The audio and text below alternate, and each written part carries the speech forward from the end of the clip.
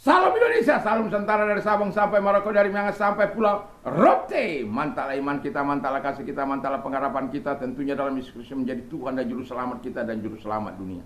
Jangan katakan bahwa Yesus bukan Tuhan, jangan katakan pula bahwa Yesus bukan Juru Selamat. Dia adalah Tuhan, dia adalah Juru Selamat. Kalau engkau percaya engkau diselamatkan, engkau tidak percaya engkau akan dihukum. Yohanes 3 ayat 36, Yohanes 14 ayat yang ke-6 berkata, Yesus berkata, akulah jalan dan kebenaran dan hidup. Tiada seorang sampai kepada Allah kalau tidak melalui aku.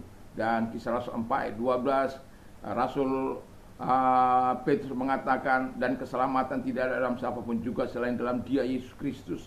Karena di bawah kolong langit tidak ada nama lain yang diberikan kepada manusia yang olehnya kita diselamatkan.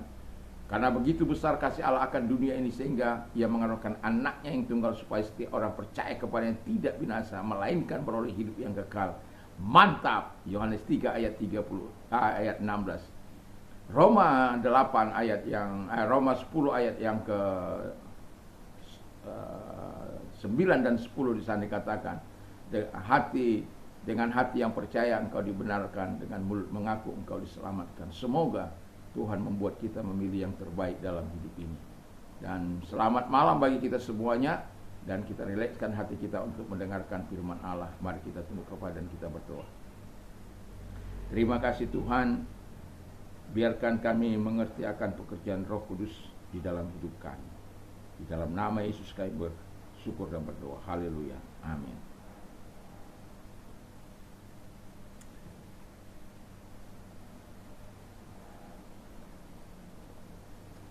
Saya akan membacakan satu ayat dalam bahasa Inggris dalam 1 Tesalonika ayat 1 Tesalonika ayat 19. Tadi pagi saya sudah menceritakan sedikit tentang ini. Do not put out the spirit's fire. Jadi jangan memadamkan. Kalau King James katakan do not quench the spirit. Bahasa Indonesia katakan jangan padamkan roh. Nah, tema kita adalah pekerjaan Roh Kudus di dalam diri orang percaya. Jadi kita tahu bahwa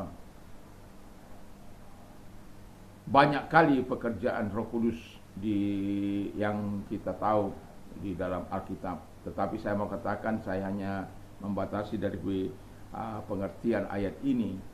Jangan padamkan roh itu, di mana kita sebagai orang-orang yang percaya mengerti bahwa apabila kita memadamkan roh, api itu tidak akan menyala, ya.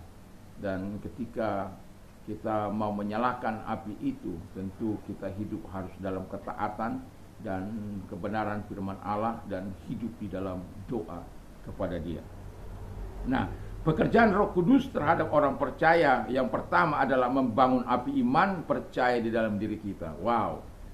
Jadi jangan pikir ada orang mempunyai iman yang luar biasa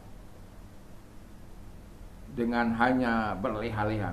Tidak akan mungkin iman yang dasar, yang luar biasa, yang betul-betul bersandar kepada Tuhan tanpa ketaatan, tanpa hidup dalam kebenaran, tanpa hidup dalam tanpa hidup dalam doa. Jadi orang-orang yang tidak hidup dalam ketaatan, tidak hidup dalam kebenaran, tidak hidup dalam doa, itu hanyalah iman gadungan. Kalau iman gadungan itu suka menipu, ya. Kalau iman gadungan itu suka pamer, iman gadungan itu suka pencitraan.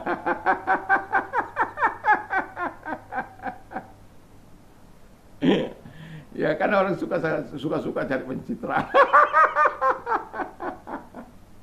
Nah, tapi kalau kita tahu pekerjaan Roh Kudus itu membangun api iman orang percaya, itu kita tidak akan pernah memadamkan api Roh Kudus itu. Kita tidak akan membuat api Roh Kudus itu padam dengan cara melakukan apa yang tidak menyenangkan, melakukan dosa, melakukan kejahatan, melakukan penipuan, melakukan benci dendam, tidak mengasihi, merampok, membunuh, dan lain sebagainya. Jadi penting bagi kita untuk hidup di dalam api iman, karena dengan api iman itu kita bisa menerima segala sesuatu dari Tuhan. Kita bisa melihat hal-hal besar yang akan Tuhan kerjakan dalam hidup kita.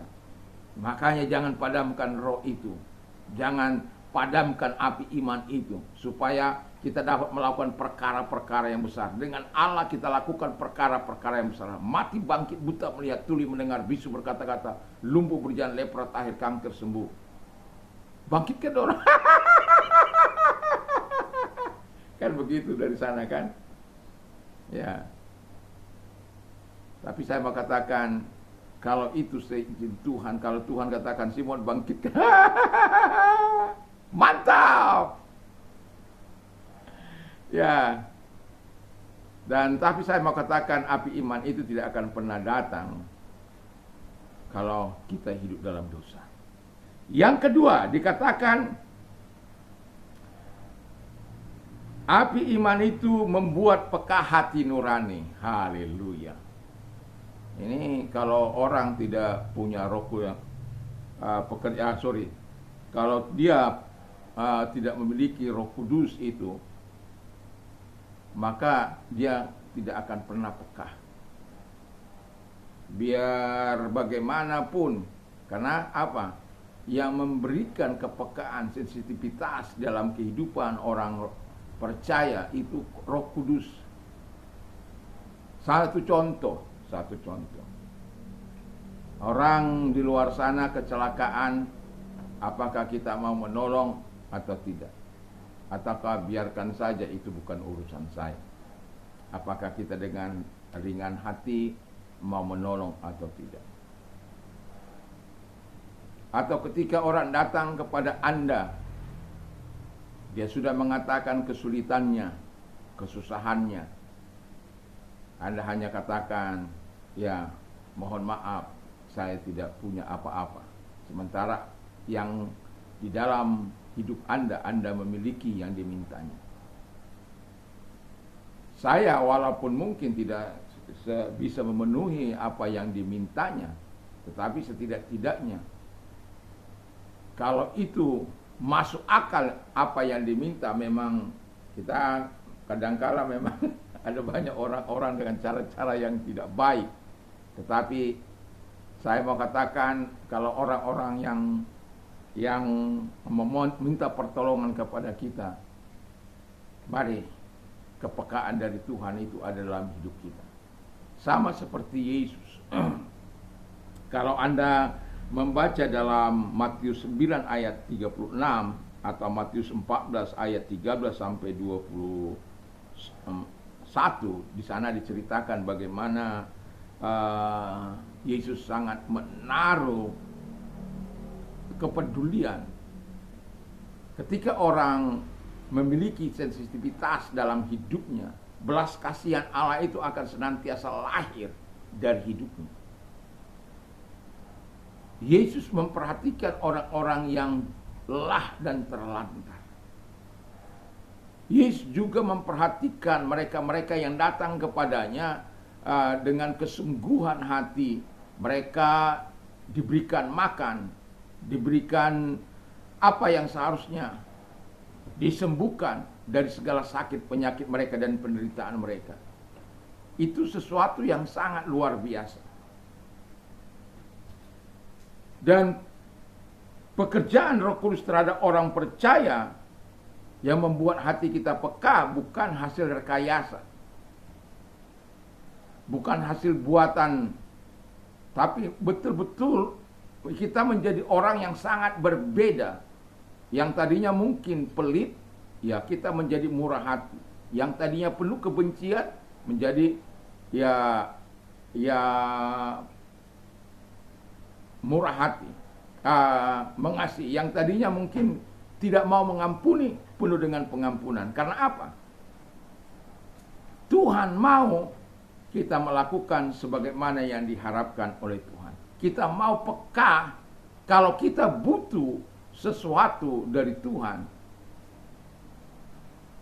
Misalnya kasih, lalu orang mengharapkan kasih dari kita, nggak kita kasih, nggak ada gunanya. Kalau kita katakan begini, hidup sendiri, tidak mau bergaul, tidak mau menolong orang lain, ya tidak ada gunanya hidup ini. Hidup ini akan berarti apabila Anda menaruh perhatian yang serius kepada orang-orang di sekitar Anda.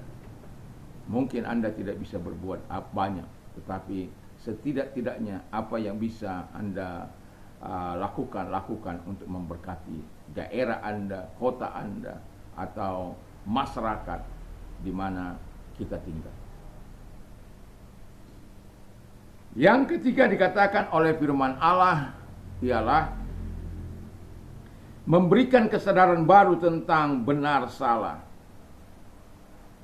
Let your yes be yes and your no be no, for whatever is more than this is from the evil one. Jadi kalau ya katakan ya, kalau tidak katakan tidak. Lebih daripada itu berasal daripada si jahat. Nah, Roh Kudus akan memberikan kesadaran baru tentang benar dan salah. Kita akan berani berkata itu tidak. Kita akan berani berkata itu iya kalau memang iya, tidak. Jangan tidak tapi iya, jangan iya tapi tidak. Itu tidak tetap pendirian.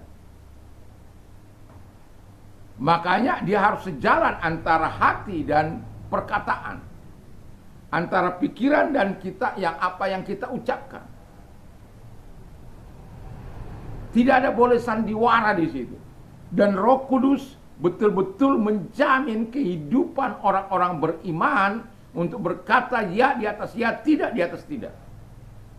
Itu kesadaran yang luar biasa yang diberikan Tuhan kepada setiap orang. Dan kalau kita menikmati itu, kesadaran yang diberikan oleh Tuhan untuk membedakan benar dan salah, dan kita miliki dan kita lakukan di dalam perjalanan kehidupan ini, saya yakin dan percaya Tuhan akan menolong kita saat kita membutuhkan Dia, saat kita membutuhkan pertolongan, saat kita membutuhkan segala hal yang indah dari Tuhan. Percayalah, Roh Kudus diberikan kepada kita orang percaya bukan untuk melumpuhkan Anda, tetapi membuat Anda aktif menurut kehendaknya, bukan menurut kehendak Anda. Jadi biarkan Roh Kudus itu menyalakan api iman kita, dan biarkan dia membuat peka hati nurani kita, dan biarkan dia memberikan kesadaran benar dan salah dalam hidup kita, sehingga kita tidak akan pernah bertindak salah, karena kita tahu apa yang baik dan benar di hadapan Tuhan. Mari kita tunduk kepala dan kita berdoa. Terima kasih Tuhan, biarlah kami mengerti akan pekerjaan Roh Kudus dan menyerahkan hati kami, hidup kami kepada-Mu dalam nama Yesus. Dan kalau engkau sakit, angkat kedua belah tanganmu, serahkan diri kepada Tuhan, dan mari kita berdoa. Terima kasih Tuhan, ada di antara mereka yang sakit, Tuhan tolong menyembuhkan mereka. Engkau tidak mengenal jarak, ruang maupun waktu. Dalam nama Yesus, segala sakit penyakit mereka derita, aku perintahkan keluar, dan oleh biru-biru daripada Tuhan Yesus mereka sembuh, oleh kuasa mereka sembuh. Terima kasih Bapa di surga, dan kami juga berdoa Tuhan agar Engkau menyatakan segala kebaikan. Dan bagi mereka-mereka yang mengalami masalah, kalau Engkau orangnya, angkat kedua belah tanganmu, kita berdoa menyerahkan diri kepada Tuhan.